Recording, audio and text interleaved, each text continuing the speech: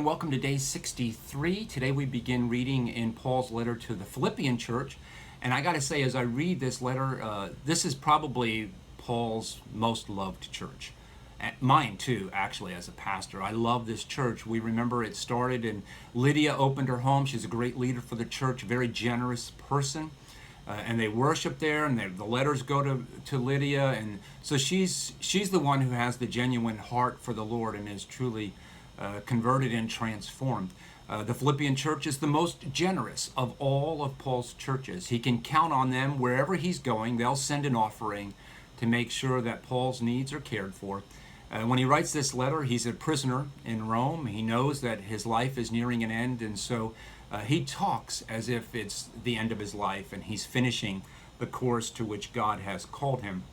In the beginning of the letter, he expresses his thanksgiving for the people of God in Philippi, for their faithfulness to the gospel. He talks with them about what it means for him. He's a prisoner, and how even being a prisoner, he sees that as an opportunity to advance the gospel. He doesn't pray for God to change his circumstances. He prays that God allows him to see how to use those circumstances to further the gospel. And he's having Bible studies on the steps of the emperor. His desire is to convert the emperor and make him a Christian and change the world. And he's in Rome, and that's what he wanted to do. And he says there's great joy in serving this way, that he considers it joy to be in this situation in his life. And he encourages the people at Philippi to shine like stars in a confusing and chaotic world.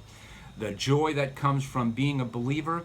He talks about pressing on toward the goal, that he believes that his past life is garbage compared to what God's doing now and what God's going to do.